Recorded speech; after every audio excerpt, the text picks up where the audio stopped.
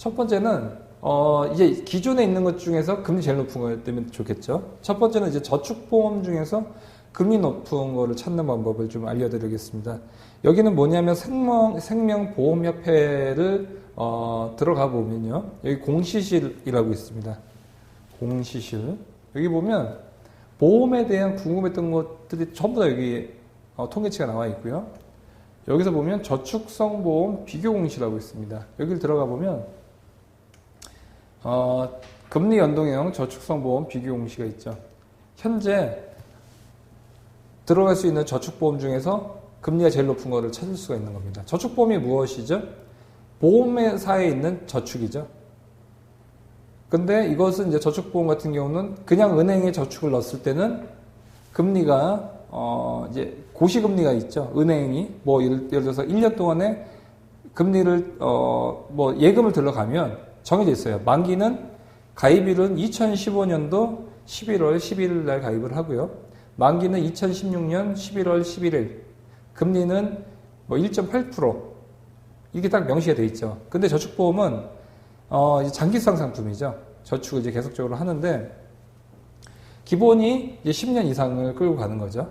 그리고 장점은 마찬가지로 예금도 그렇지만 5천만 원의 예금자 보고 되고요. 두 번째는 금리가 은행 금리보다 약 1에서 2% 정도의 금리가 좀 더 높습니다. 그리고 세 번째는 전액 다 비과세죠. 상당히 메리트가 있고요. 단점은 뭐가 있냐면 수수료가 비쌉니다. 그렇기 때문에 장기적으로 갖고 가야지 은행 예금보다도 더 좋은 효과를 얻을 수가 있고요. 저축보험 중에서 그런 분들을 많이 봤어요. 2, 3년 넣다가 깨버리시는 분들이 많은데 그럴 경우는 손실 날 수도 있습니다. 왜냐하면 수수료가 비싸기 때문이죠. 그렇기 때문에 저축보험 같은 경우는 이런 장단점을 먼저 파악을 하시고요.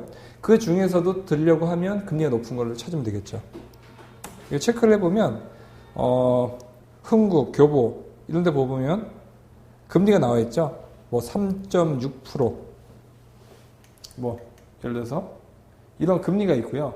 그 다음에 이건 사업 비용이고 옆으로 계속 넘기다 보면 이제 금리가 나오는데 각 보험사마다 저축보험의 금리를 비교를 할 수가 있고요.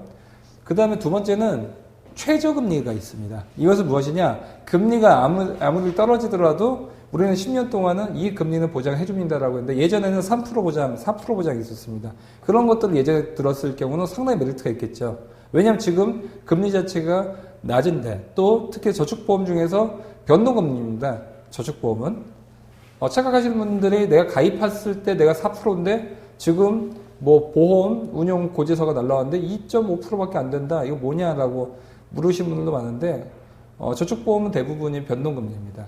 특히나 그 국가에서 하는 기준금리에 따라서 변동이 될 수가 있고요. 그러다 보니까 지금 계속적으로 떨어지고 있죠. 떨어지고 있는데 은행금리보다 높은 상황인 거고요.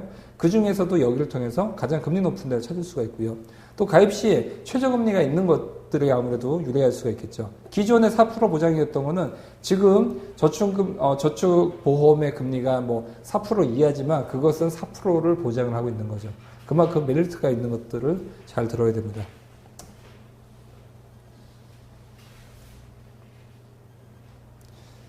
그래서 이런 식으로 최저보증, 여기에 보면 나오죠. 최저보증 이율이 있는 게. 예를 들어서 흥국생명에 있는 어떤 저축보험을 봤더니 현재 고시율은 3.2%고요. 5년 동안은 2.5%를 보장을 해주는 거예요. 그러니까 예를 들어서 나중에 보험금리가 1%까지 떨어지더라도 이 상품은 2.5%를 보장을 해주는 거고요.